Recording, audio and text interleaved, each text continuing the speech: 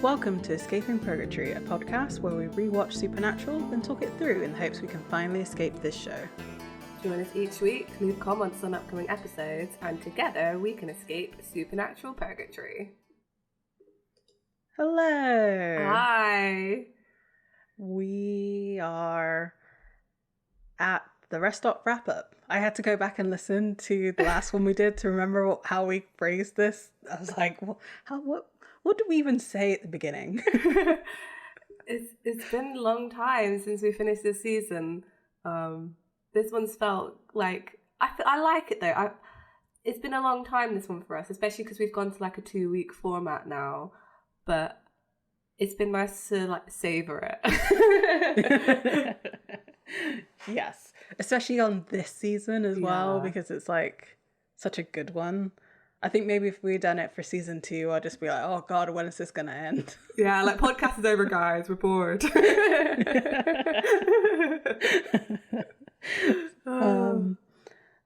So yeah, I mean, we got a little bit of a structure for this episode. We'll go through some of our favorites and our thoughts on the season.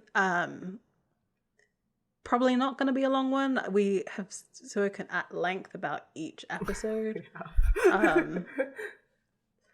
And like, I think I remember most of... Actually, I say that. Going through the gag reel, I was like, oh yeah, I forgot this episode and that episode, and that was in this season. Okay, fine. Yeah, there's a lot. A lot happens in this season. Like, if you like look at the first episode and the last episode, if you watch them in isolation, you just be like, how did we get here? What happened? This is start to finish is a very different feel. Yeah, for sure. Yeah. I mean, let's go through it then. Like, we usually start off talking about like our favorite episodes of this season, or we're supposed to pick one. I don't think in the whole time we've done these, we've ever picked just one. Yeah. Yep, I think you're right. Actually, I do have just... No, I don't have one. I do have 2. Of course I have 2.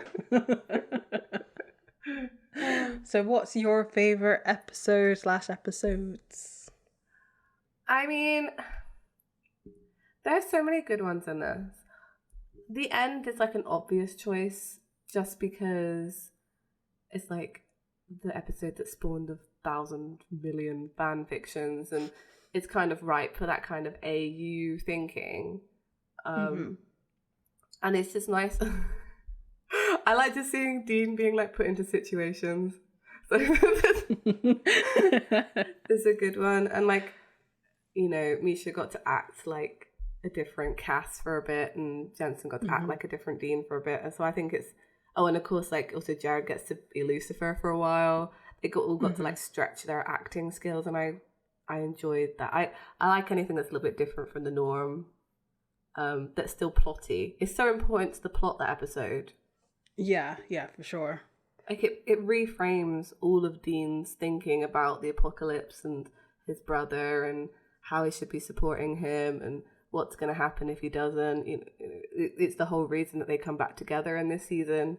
Like, it's so important. And I feel like a lot of people do maybe think of it as like still a filler episode, but it's not. It's like pure plot. Right, exactly. So I like it. And I also love a bit of time travel. I'm a big Doctor Who fan. I'm sure I've mentioned that many times. And yeah, I love a bit of time travel. And I have settled on the fact, I think, as well, that this was time travel. I don't think it's like a made-up construct. Okay. Yeah, I've decided in this moment, like literally just now, I'm like, this was time travel. As to what would happen if, they didn't win in the end, essentially. Yeah, so if Dean continued to say no. Yeah. So it's interesting. I mean, you could go with the fact that it's like a multiverse, because later seasons we know there's lots of multiverses, and it could be very obvious that like Zachariah could just ping them to another multiverse. Right. But I like the time travel idea, I think, better. Yeah. Because they almost kind of reference the end when they do go back to like Apocalypse World. You know, it's like, it's similar. You can imagine that those characters would be the same ones at like the camp. Right. But yeah. I feel like they maybe wanted to reference it, but it was like they couldn't do it directly with the like. I don't know. But yeah, it's a good one. I like it. I'm gonna pick that. And like my other episode is I quite like The Devil You Know. Is that what it's called? The Devil You Know. And all the devil. Where they find death.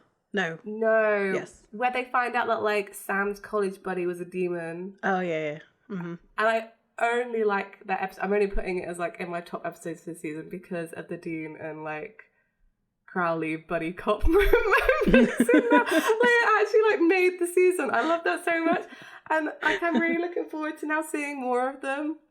Like I don't know. The first time I watched this through, I never really got like the Dean and Crowley like dynamic.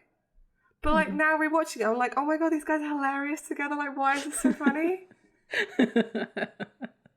They are just like a buddy cop. But the problem is like Dean and Cass already have their own kind of buddy cop movie going on, like their own situation. And then like Crowley comes in, and is like, no, I'm the like wacky sidekick. I'm Dean's. Yeah, I'm Dean's best friend. I don't know what you're talking about. Exactly. So I don't know. I think it makes season 6 maybe a bit more interesting as well. Like I'm quite excited now to see what that whole, I don't know, threesome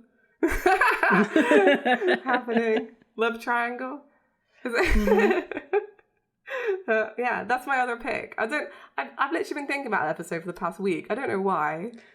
There's just some really funny moments, but like it's actually horrifically like horrible episode that like Sam finds out he's been betrayed his whole life. Like Sam's going through it in that episode, and Dean's just like on a little adventure. Yep. Yeah, I love it. And that's not the only time that happens in this season. There are a few moments where like Sam is like going through it. Like he is like seriously like he's a man on the edge, and Dean's in the background like la la la la la. Raw dogging the apocalypse. Like Dean is in his own like pit of despair, but like he's not trying to live in it. So he's just like ho hum, like yeah, everybody's going through something, but you know what? Don't care. Yeah, that's it. It's whole like too bad, so sad. Yeah, he's so apathetic. It becomes across as like, so what? Oh, sorry, Sam. It seems like a really bad situation for you, but It gets a bit better at the end of the season where he's like a bit more invested. But yeah, I guess so. Yeah, you're right. Yeah. Yeah, I don't know. I just enjoyed that, so I'm putting it as one of my top episodes. Fine. What about you, Annabelle? What were your top ones? One of the season. So, Point of No Return. Yes, I think is definitely gotta be up there. Just like seeing the true characterization of Adam. Yeah. And him being a mini Dean is just really fun to see.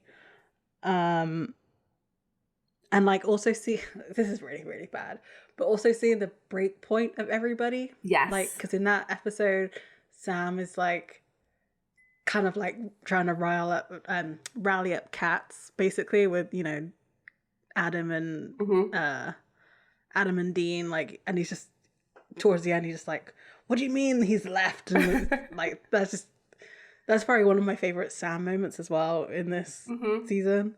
And then obviously you've got like Dean talking about how like he's just going to say yes to Michael, so like none of this really matters anyway. Yeah. And Cass turning around being like, well, you're a disappointment. Oh god, I love him so much. Oh. So I think that's kind of like seeing everybody under stress. Yeah. It's quite funny. You have to break your characters in order to like build them into better people. and like, but Yeah. it's fun. I think it is fun to watch them break. Because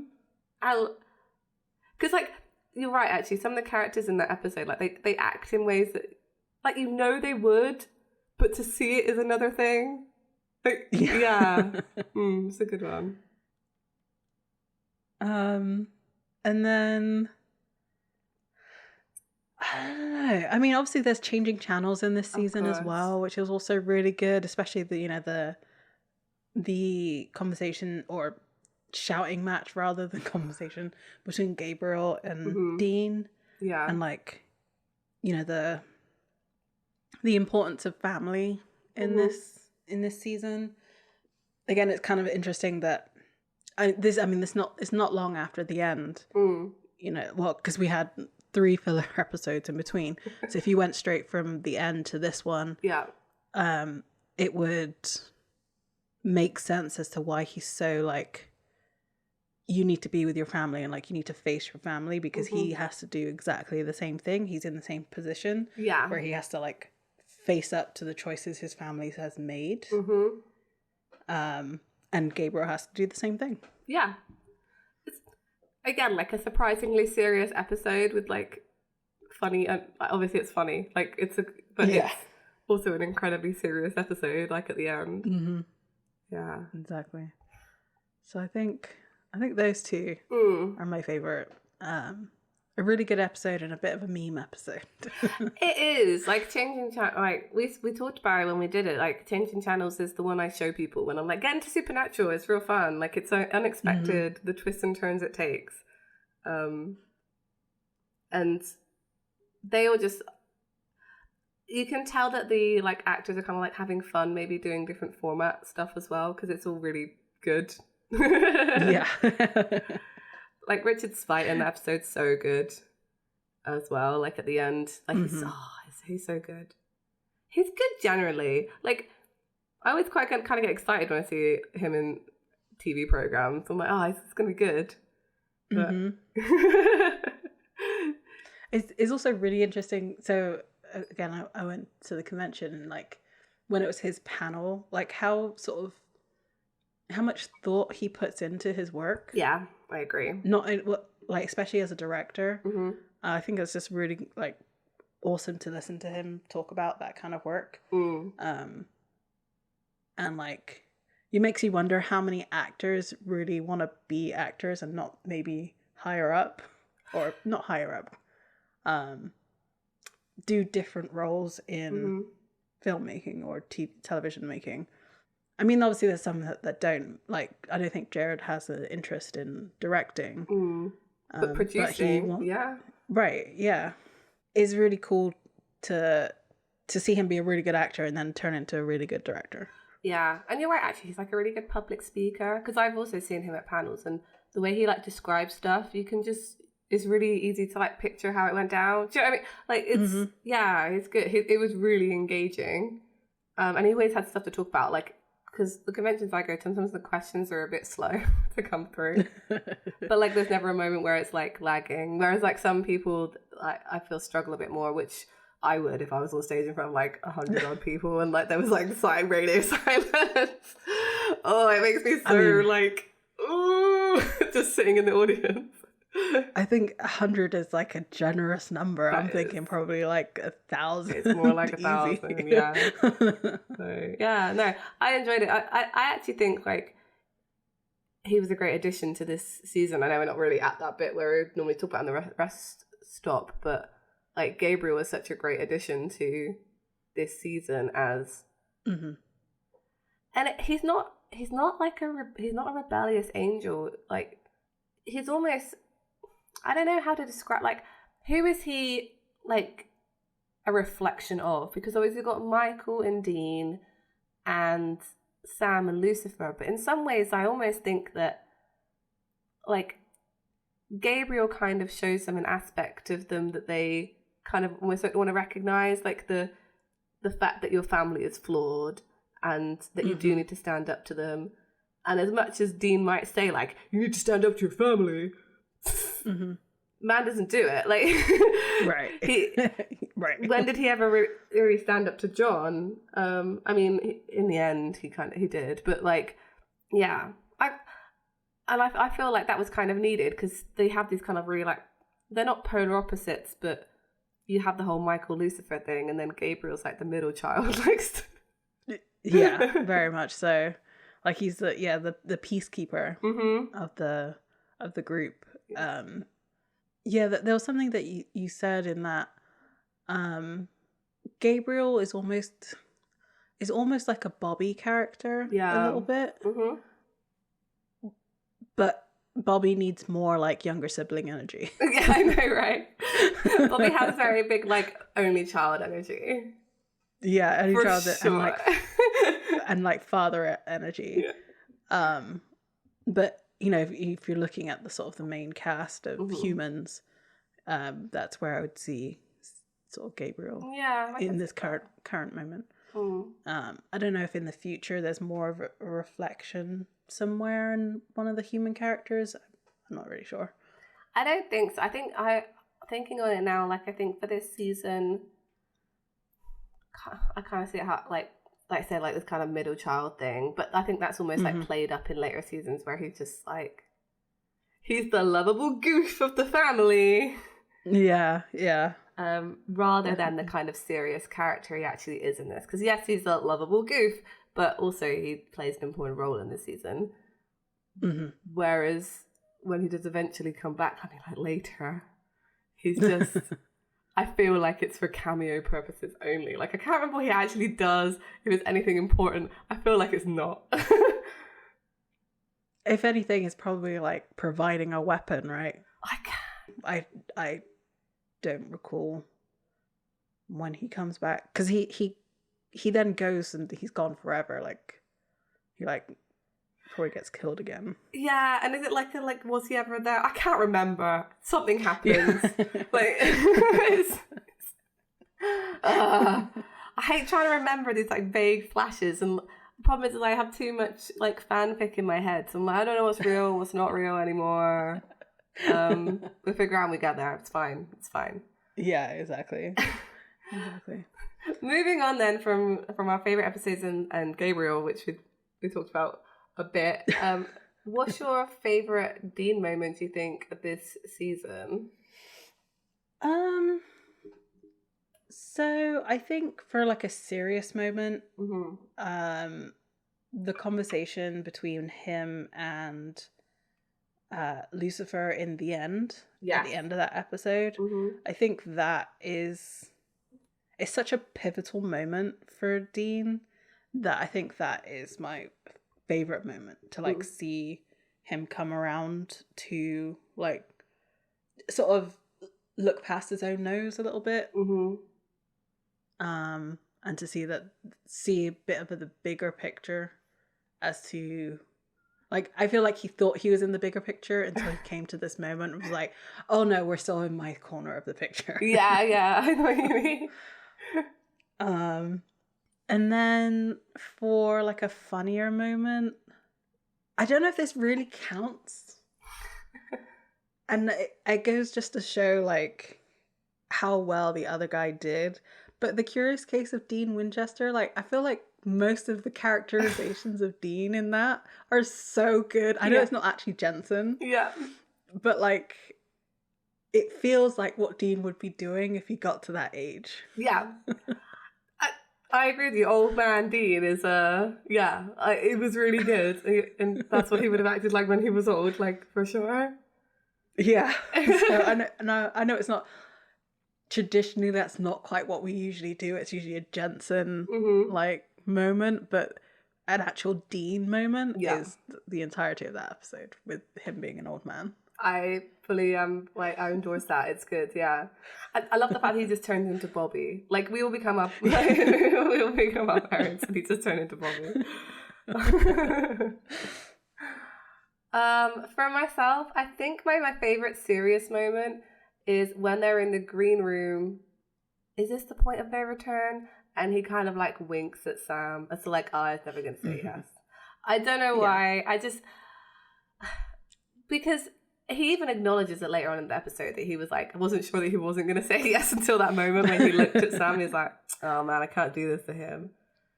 And it's just it's such a good moment in their like relationship, and how they interact with each other, that like, of course he's never gonna, he's too defiant to ever say yes. He thought he was gonna give in, and like Sam's like, no man, basically like, you're too badass to say yes to Michael, and he's like, yeah, I am too badass. Like it's, just, it's not quite that, but like sometimes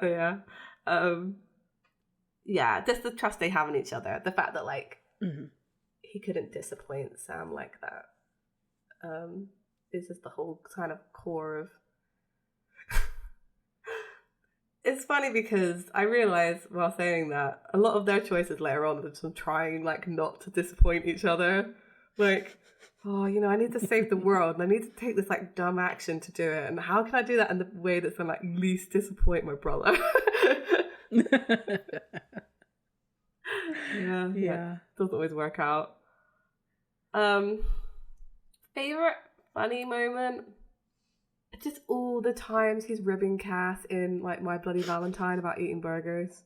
Just the whole time. Well, I said earlier about like Sam's like having a really hard time in that episode, and there's a point in there that I don't think we talked about where like Sam is like in the bathroom like, I'm really dealing with my like demon blood addiction, and outside Dean and Cass are just arguing about burgers. Like it's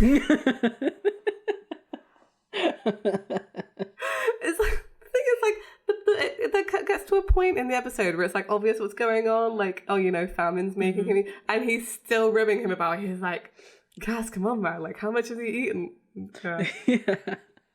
Also the fact that like goes along, and this is just like I guess messing up real like fiction and reality, but the fact that Misha tells the convention story about that of him like just eating that stuff, and Jensen being like, no, you have to spit it in the bucket. Like you can't just like eat all this like raw meat or whatever. Yeah.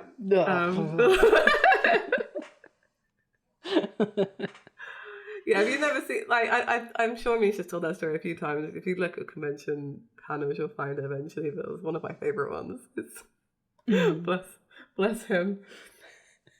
Oh. So what about your Sam moments? There's actually a lot in this season. Like Sam's so good in this season. This is a Sam season. I'm calling it. It's Sam. It's all about Sam all of the time, except when it's not. I don't know. There are a lot. No, I know. It's the bit when he stabs Brady. Oh, because of his like Lance walk, or just in general? That, and also like the little speech he gives about like, oh, the monsters and the demons don't realize it's us they should be scared of. Like, oh, I love that so much. Like, yeah, it's so good. I don't love it for his character development, but like he's so badass in that moment, apart from the weird little walk he does. It's such a good speech. And I feel like they give the same speech later on where it's like, oh, I feel like it's almost like, oh, we're actually the monsters that go bump in the night. Like, it's us. I think they say, like, we're the monsters that, like, you know, they tell to their monster children or whatever. I can't remember how exactly it goes. This is why I don't write. Yeah, that's really good. And my favourite funny moment, again, there are, like, a few. I don't have any, like, specific ones for Sam, but I just want to, like, big up Sam's facial expressions in the background of conversations in this whole season. Like, just, you know when people say, like, you should watch Lord of the Rings and just watch Legolas, like, do his facial expressions in the background because he barely says anything the whole movie, and, like, Orlando Bloom is just giving it every, like, face. I feel like Jared was doing that this whole season. Like, every conversation in the background is, like, serious face, or, like, looking really confused, or just like absolutely bemused at like what is going on between the people who are talking, especially when it comes to like Dean and Cass, because sometimes he's like, what are they talking about, like what is going on, or just like exasperated, that's the word I'm trying to say. So yeah, big up to Jared Padalecki in your face. It was great this season. Fair. The whole time. So I have to say, like I've already sort of pointed out one of my favorites, and it was from Point of No Return, like his frustration in that episode. I think it's just hilarious and is just done really well. For like a serious moment, I guess when he has to when he comes out to Dean saying like he's having a problem with the demon blood in My Bloody Valentine. Yeah. I think that's a really good moment for him as well. And like being able to admit that he's having like this massive weakness. And so it just makes it even more heartbreaking when he gives into it like 2 scenes later. So I think that's probably my favorite serious moment. And then another, so since I already kind of gave away my first favorite moment, another one for a funny moment is in 2 Minutes to Midnight when he says, "Did you kiss him?" Like the younger sibling energy with that. That's so cute. That's amazing. Yeah, like they're just dealing with like the really important thing that like Bobby might have sold his soul, but like Sam's immediate thought is like, "Did you though?" I mean, to be fair, didn't Lilith say she had to like sleep with Sam to seal the deal? And like, Crowley's quite a high level demon, so maybe Sam was concerned. Yeah, maybe That like his substance. Bobby and Crowley had like done the dirty. You know, where do I sit in this house if that's happened? That's so true. That is very, very true. I guess I can carry on with Cass's moments for me. Yeah. So I mean, again, Cass is amazing in every episode of this. The thing that comes to mind is when he's drunk in 99 Problems. Of course. Like it's got to be that, right? It just has to be. I mean, what is there to say? It's perfect. Like just insulting Sam in such a way, and like I don't know. It's just great. It's great. I just love that delivery. Like Sam, of course, is an abomination. Like it's just absolutely exactly. He's savage. I kind of want that on a t-shirt that says "I am, of course, an abomination." That would be amazing. I want that. Add it to the list. Any good serious moments that you can think of? There's a few, I think, for Cass. I'm not really sure. I mean, to me, Cass is just really funny throughout this whole season. Like I was thinking about Free to Be You and Me. That whole entire episode just gives way to, you know, like you said, all the fan fictions out there. I mean, he was completely useless in that I believe our children are the future. Like it's turned into a toy. Like, see, Abandon All Hope. Oh, that was actually pretty good. Actually, yeah, when he's talking with Meg, that's a really good moment in the Holy Fire. That's also one of my absolute favourite, like, it's got to be a funny moment, just the throwing Meg onto the fire. It's still so funny. It's still so funny to me. Oh. Yeah, I love it. I love, just looking forward to seeing more Meg. That's what I'm saying. It's like, we didn't see enough. Yeah, she's good. Yeah. I agree with you. Cass is almost like the comic relief at times in this season. Funny moments. Like, there are a few. Again, eating the burgers, still my fave. You breathe the mouth of a goat, pretty funny. Like, there's a few here. So I'll go for a serious moment. I think when he's absolutely beating the crap out of Dean is my 100% favourite moment of this season with Cass. It's just the, like, I don't even know. There's just something about, like, an angel telling the, like, righteous man that he's absolutely disappointed in him and thinking he's a failure is absolutely earth-shatteringly terrible. And also, like, it's just so... this is what I was saying before, like, Sam and Dean this whole season and seasons beyond are just trying not to disappoint each other. It's the same between, like, Dean and Cass. I feel like they're just constantly trying not to disappoint each other. Because Dean feels like he has to live up to this, like, image that Cass has of him, of this, like, savior kind of thing. Right. That he knows Cass holds him to because he beats the crap out of him in this alleyway, basically, because he didn't live up to that standard.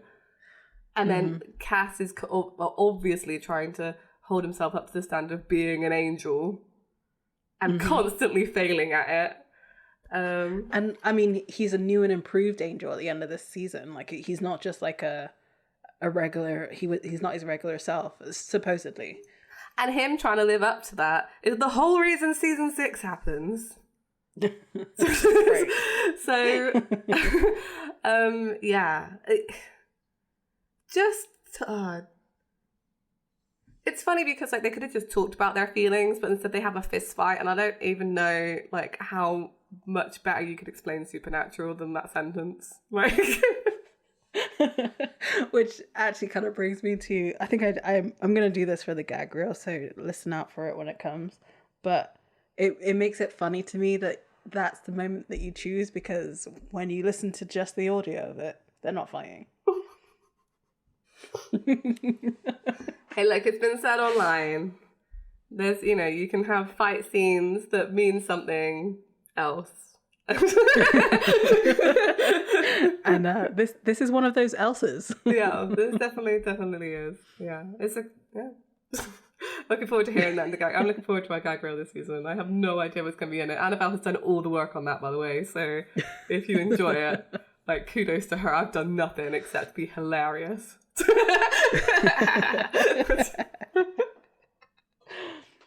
Oh god, this is true. This is very true.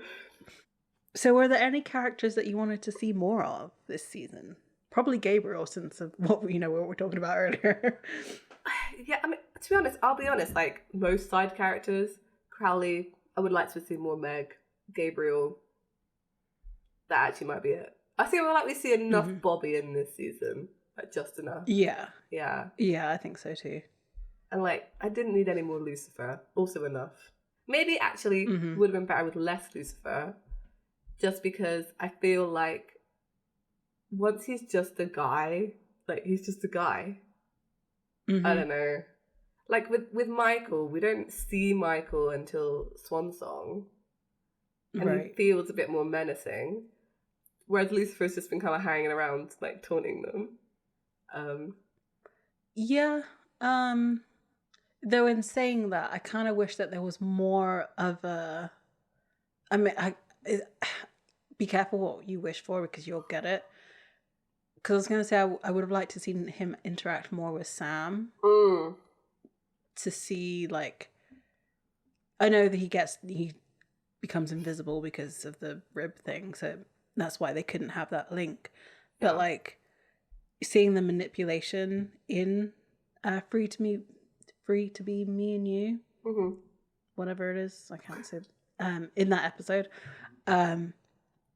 seeing Lucifer manipulate Sam in such a way, I think is really interesting. And then having the, like, argument in the mirror in Swan Song it was still an amazing scene, and nothing, like, it's not to discredit that, but to know that they've had some sort of relationship in Sam's mind already, just true. Make it maybe just a little bit more elevated, but it's not necessary. Yeah, I get you. Yeah. I think this is the problem I have with Supernatural in general, is that, like, they build up, like, a big bad, you know, like, but then also maybe it's also their strength. I'll talk about that in a second. So, like, they build it up and build it up, like, oh, the darkness got released, and then it's like it's just some guy. Like she's just some guy. But thinking as I'm saying it, I almost feel like it's intentional that like all the big bads are like in the end like they're just some guy, like God. It's just some guy, you know. Yeah. Um, They're not so much bigger than Sam and Dean. Yeah. So okay, fine. I take it back. I feel like it's intentional. Yeah, but obviously, like, yeah, I would like to see more Crowley. Like, and I think we see a lot more of him in season 6. So I feel like they kind of gauged the fan reception to him well. Right. Yeah. And the same with Meg. Like, obviously, we see more Meg going forward. But yeah, it's just a shame that Gabriel got like chopped. It is. But at the same time, I think it was at a really good time. I guess it's just the way that they've written it, right? I guess, like, could the new cast get along with Gabriel? I don't think so. And it would be definitely, now that everybody knows that Gabriel's actually alive, he would have to, like, go back up to heaven, I'd imagine. So I guess that could have been interesting, but I don't know how that really plays into, you know, what season 6 is. Well, the thing is, like, because season 6 is the whole, like, war in heaven thing going on in the background, is that it's kind of like Cass against Raphael. If you'd had Gabriel in the mix, it would have, like, complicated that storyline further, I feel. I mean, we could have had him as, like, a neutral... I don't think like he would have been neutral at that point after Hammer of the Gods. So you kind of needed him out of the picture. And also, like, the common trope to, like, kill off your comic relief for shock value. True. I was going to say, we probably wouldn't have gotten, like, Balthazar. Yeah, that's it, actually. Balthazar almost, like, fills the role that Gabriel would have left. But because they made Gabriel an archangel, he couldn't have done that role, if that makes sense. Like, he's too powerful almost. Yeah. Right. Exactly. Oh, yeah, I forget we're getting Balthazar. I enjoy Balthazar. Me too. Yeah, what about you? Is there anyone else you would like to have seen, or am I pretty much... So I think, yes, I would have liked to have seen more Ellen and Joe, because they get one episode at the beginning of the season, and then the next time they're in it, they're dead. So I feel like, you know, the I believe the children are our future. I feel like if that had been like an Ellen and Joe episode instead, yes, at least that way it could have been less. I mean, it was unexpected anyway for them to get killed off in that episode. I don't think anybody went into that episode thinking that half the cast is going to disappear. Yeah. So I feel like just showing them again to just reinforce that, like, this is a mother-daughter, like, they could be reaching out to Sam and Dean because they need help, like, obviously, because you can't show that they're so badass by themselves because this is supernatural, and supernatural can't do that, even though it certainly should. So I think it just would have been nice for, like, to see them hunt together, because obviously the first time we see them, they're pitted against each other because of war. Yeah. So you didn't really get to see them be like a hunting team. So I think it would have been nice to see them as a hunting team, and then have Sam and Dean come in to help with whatever case. And then in Abandon All Hope, we know that they're badasses, and that, you know, this is, to get defeated by a hellhound was, like, really devastating. Yeah, you almost wanted that extra episode to, like, really emotionally invest in them, so it was even more sad when they die. Yeah. I got you, exactly. Yeah. No, I think you're right. I don't see why not, to be honest.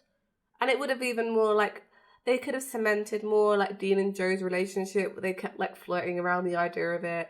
That they'd actually had them kind of, like, have a thing. And it would have been even more sad. Just, like, you know, make it more sad. Do it. Don't be scared. Yeah, or, like, so, you know how it was weird to see them kiss in that episode, right? Like, have more of a flirty thing going on in an earlier episode. Or, like, make it so that it's very clear that is, like, nothing would ever happen. It's completely platonic, and like, and change. I mean, I'd still remove the kiss or change it to be, like, like a brother and a sister. Like a forehead kiss would have been fine. Exactly. Yeah. But we got what we got. We got. It's fine. Yeah, no, I agree with you, actually. Another person who wasn't in this season but was mentioned a few times was Rufus. And I was sure that he was in this season going into it. He was in one episode. He was in Good God, Y'all. Oh, you're right. Yeah, you're right. I am wrong. You're right. That was it. Yeah. But yeah. I just, Bobby needs a friend. He does need a friend. We should have seen him at least, like, be pushing Rufus away when he, like, ends up in a wheelchair, because that's very on brand for Bobby, Right. Some of the moments that we had with, like, Bobby, like, pointing the gun at Sam and Dean, we needed with Rufus. And also, like, you could have had him, like, tip them up. What is the name of the episode? Where Bobby's wife comes back. Dead Men Don't Wear Plaid. Yeah, Dead Men Don't Wear Plaid. You could have had Rufus there, like, tipping them off. Like, look, there's something up with Bobby. Like, he's not, he's not answering my calls. Like, you guys need to go check on him. Like, I don't know, just establish a bit more of their relationship. And, like, he wouldn't have even necessarily been on screen for that, Right. Because they're trying to introduce him as, like, Bobby's friend, like, Bobby's oldest friend. So, like, just have a little bit more to do it. Yeah, to, like, establish that. Yeah, that's fine. Yeah. I mean, so overall, like, how do you feel about this season? Do you think there's any common themes that you want to talk about? Like, what are your overall thoughts about season 5? So it definitely feels like ending an era. And I really appreciate that. Like, I feel like we said it at the end of last episode that had this been the end of the entire Supernatural, it would have been fine. Like, I think everybody would have left kind of somewhat content. Yeah. So I, like, that's really quite amazing. Especially since there is a season 6 and, like, they knew there would be. In terms of, like, an overarching theme, I mean, I guess it's what we believe Supernatural to be now, right? So it's about family and, like, the faith that you have in family. Yeah, I'd agree with you. I feel like this sets the blueprint up for that for future seasons. Whereas, some of the other stuff has been, like, sort of personal hells and stuff like that. I don't feel like there is quite something like this. I mean, I guess maybe war, or, like, so I started to watch a little bit of the special feature of this, like, the Apocalypse Survival Guide. And one of the things is, I kind of wish they just made it easier so you could just listen to each thing, because I'm sure it's really interesting, but just the way you have to get there, I was just like, this is taking too long. Yeah. But I started to listen to the Horseman thing, and they had, like, a priest talk about, like, it was considered the downfall of society, which would bring the Horsemen in. And you kind of, maybe I should read the Book of Revelations, because maybe that's what this season is. Maybe it is Revelation translated into Supernatural, which would make sense, because that's exactly what they're approaching the apocalypse. So it's like the downfall of their family started the apocalypse versus, like, they physically started the apocalypse, but it was actually the falling apart of the family which caused it. You're really right, actually. Yeah, like, that's really interesting. That kind of part, because in Supernatural, the Winchesters are the center of the universe, right? So whatever else is going on in society, like, doesn't actually really matter to anything that goes on with them, really. So of course the apocalypse would be triggered around their family and, like, the breakdown of it, with John going and then Dean going to hell, and it's not even necessarily, like, they say about the seals and stuff, but you're right, it's about their sort of, like, plot point that they got to as to why and it makes sense Again, when you later like find out about like Chuck manipulating everything, etc., etc. But yeah, that's really, no, you're right. It's really, really interesting. You should read Revelations, by the way. Like, I did. This is who I am. I was at a supernatural convention, of course I was. And I was like 23, 24. And they leave Bibles in your hotel room. And I was bored and I was by myself. I was like, a supernatural convention, I'm going to read Revelations. So this is going like over a decade ago. So I don't remember everything. All I know is that it was dumb and trippy and not at all like the rest of the Bible. Like, you should read it. I think I remember listening to a thing once, like the guy who wrote it's John the Revelator wrote Revelations, right? Oh my gosh, I'm remembering stuff. And I think someone said like he was just on like drugs the whole time he wrote it. Like, that's the like going theory. Someone corrects me. Probably some Bible study people correct me, but yeah, it's what, like, I think a lot of people, like, I feel like people should go and read religious texts. Like, a lot of people in the world read them.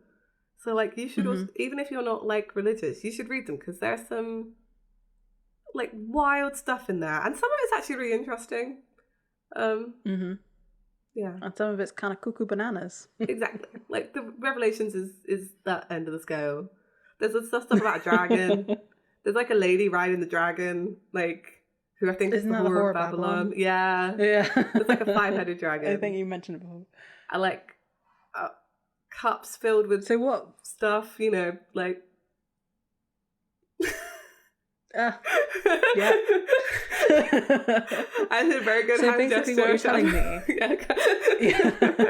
is that John went into like some Roman like bathhouse or something, took everything that was going on in there and was just like, I'm gonna write all of this down and be like, this is the end. Like, I'm seeing some stuff. I feel like, and this is my take on Revelations, to say what you will. Welcome to Supernatural Bible Study. That it's very much about like kids these days collapsing society, drinking their wine, going to the brothels. They're causing like they're gonna cause the apocalypse, and it's basically just the beginning of like kids these days that continues this fine tradition even today. I thought I'd never be like that, and now I'm old and seeing young people do stupid stuff, and I'm like, kids these days.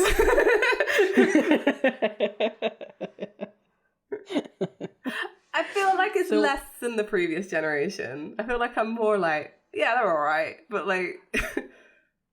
Yeah, but like, we've said multiple times on here, I don't know if I've always kept it in, but like, if you're going to be stupid, don't record yourself being stupid. Don't post it on the internet afterwards either. Like, people see I feel like that's kind of... They watch it and they laugh at you. Like, yes. And then you can get arrested if you do something really illegal. Like, come on. Why are you telling on yourself? Like, yeah, self-snitching. I thought you're going to get some stitches.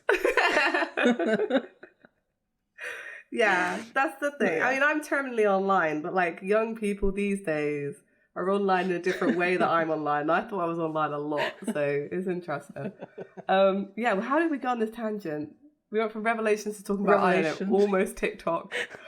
Is TikTok causing the breakdown of society and therefore the apocalypse? This guy. Yeah. I agree with you on the overall arching themes of this. I think it's all about family. It's all about trust. It's also just like, you don't always have to go along with your family. Like, some things they say are dumb, and you should have the... It's not that you should stand up to them.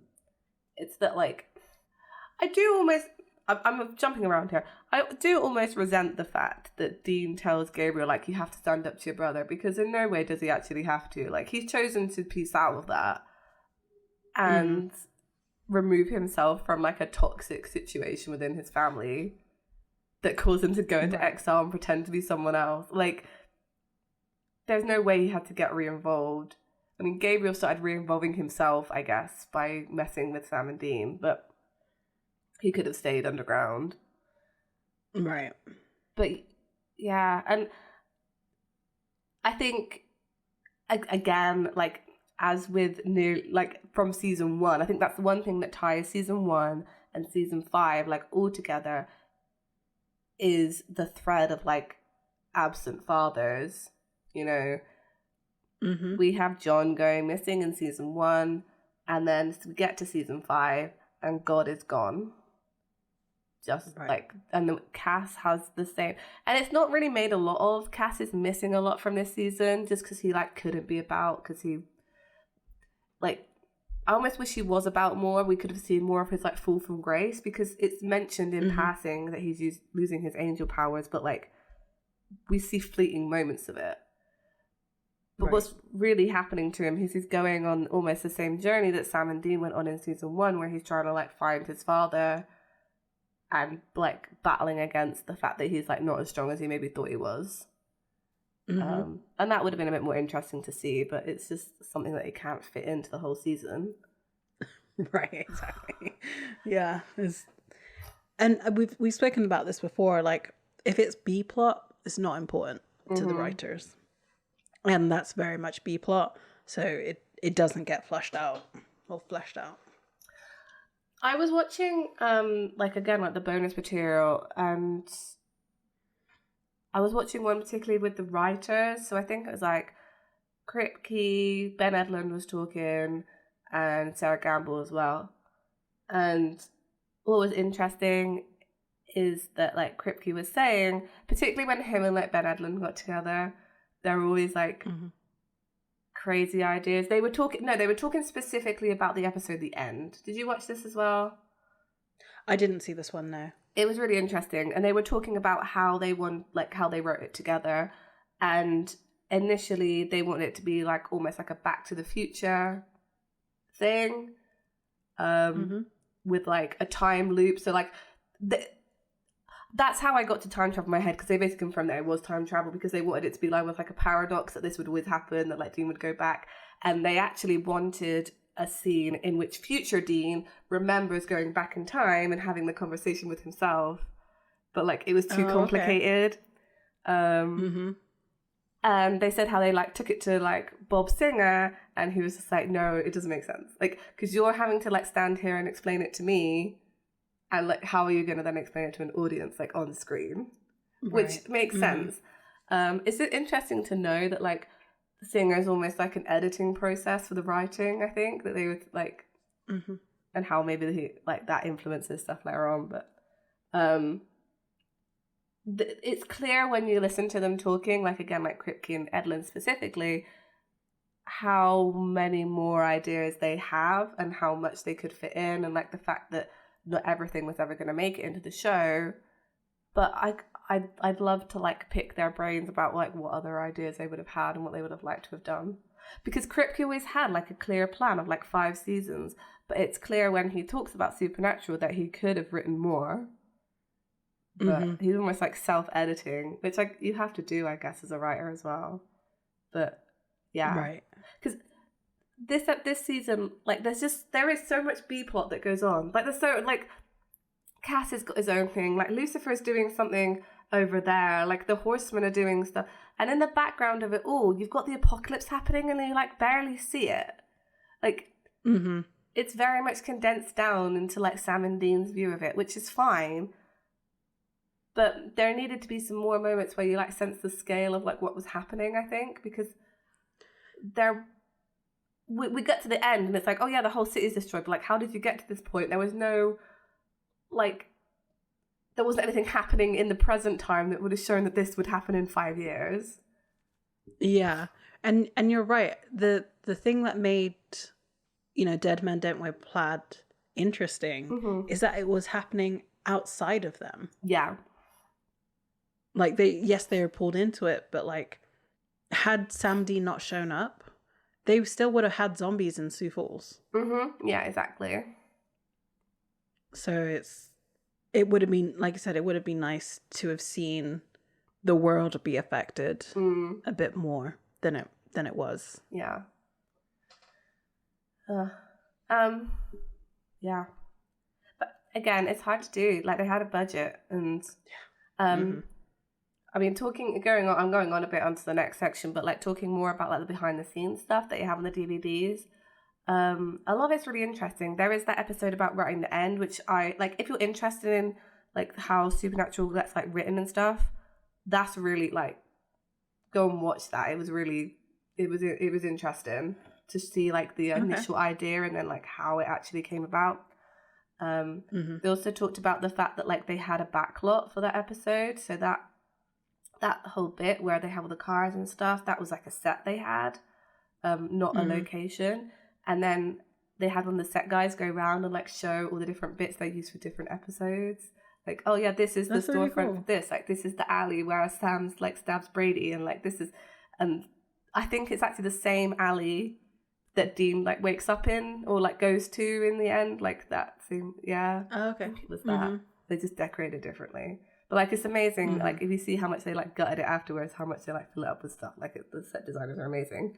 But yeah, it's really like, that bit was I think the most interesting bit on the DVD special features. Yeah, I'll just have to go have a look at that. Yeah, I watched the gag reel and like started the Apocalypse Guide, but I was just like, this takes too long. The Apocalypse Guide was really, I watched some of it. What was interesting is like they almost filmed like some of this like flavor stuff, because it looks like it's like taken from like 90s TV shows or something. But when you actually get to the end of each segment, it's like produced by Warner Brothers, so they made these like for the DVDs. That's so crazy. And I've never watched them, and I'm a big Supernatural fan. I'm like,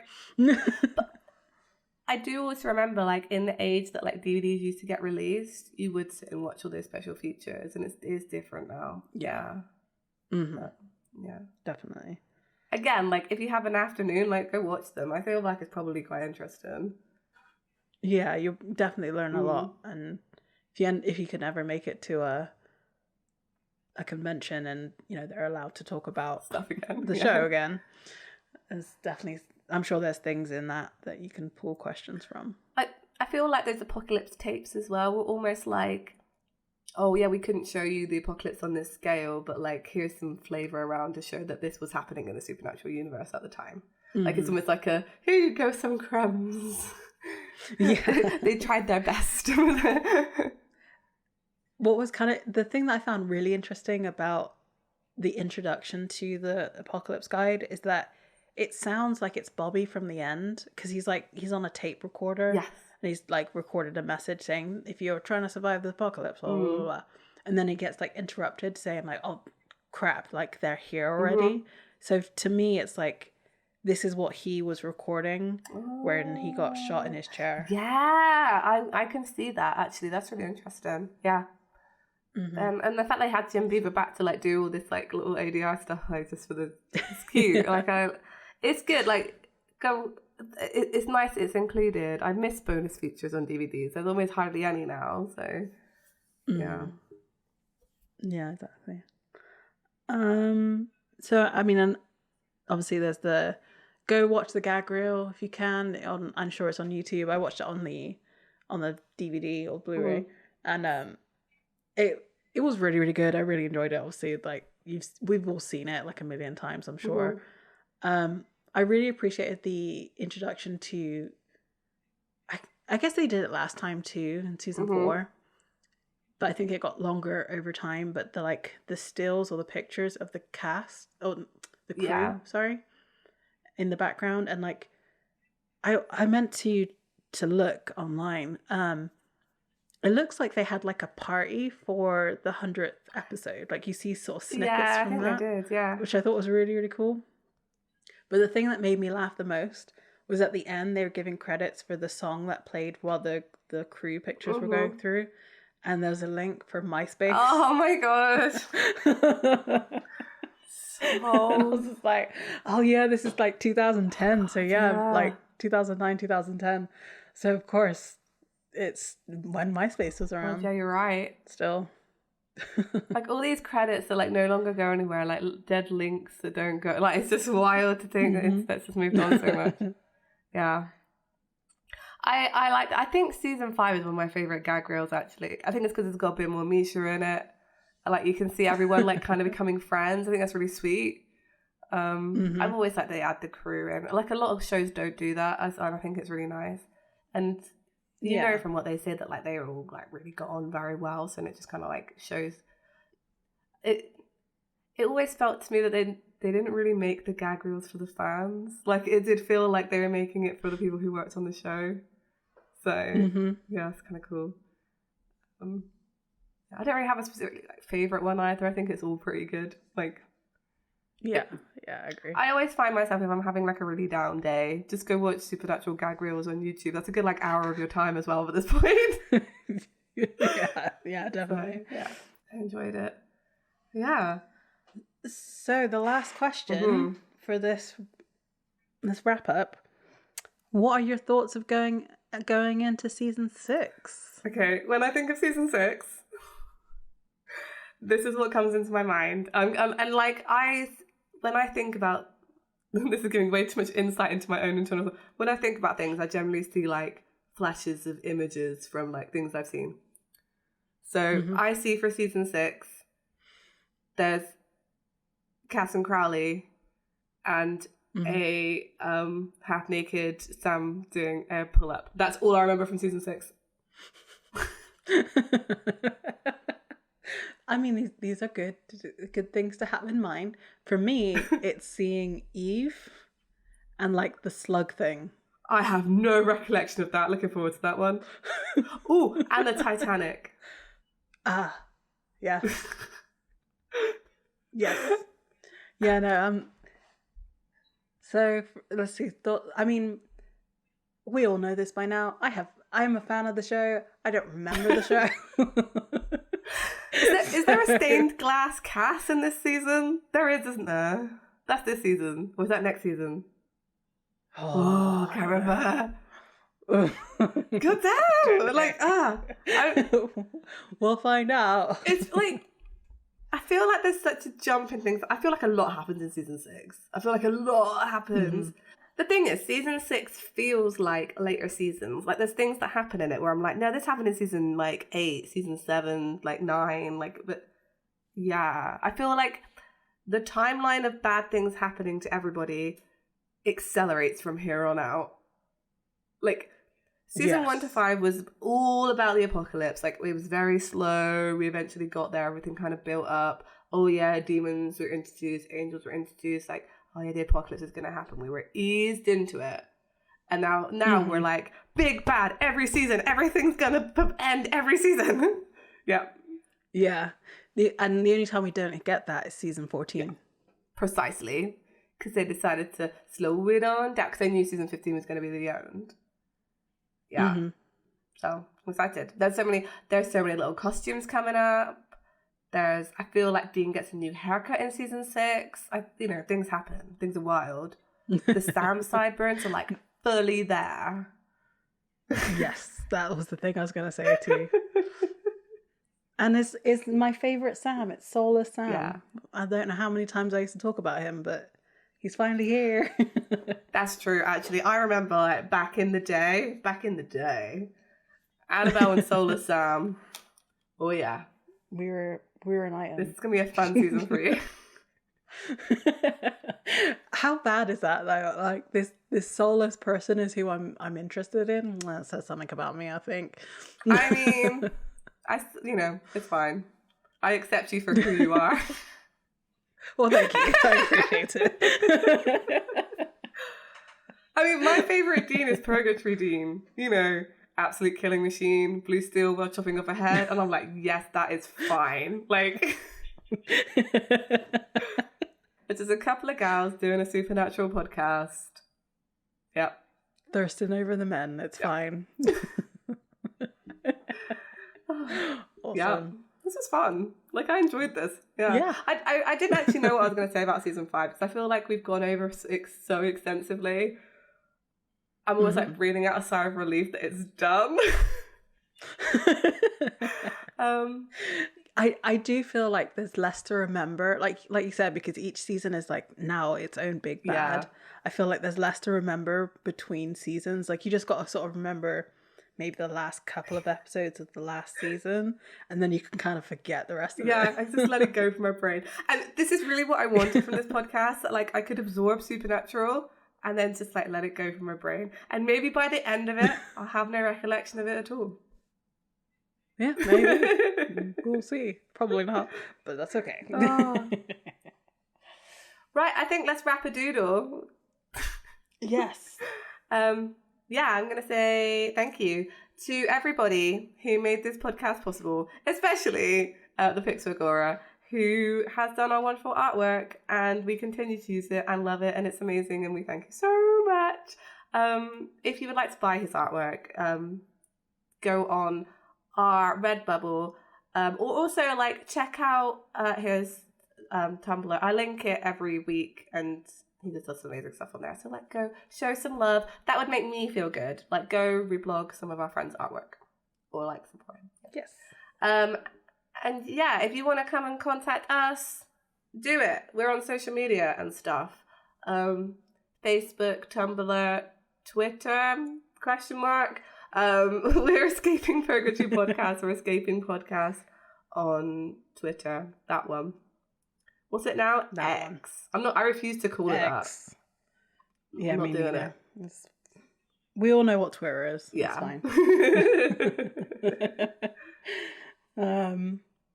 So at the end of this week, we made a campfire.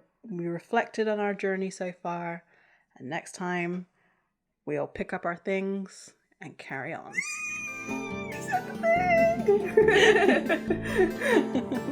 Bye. Bye.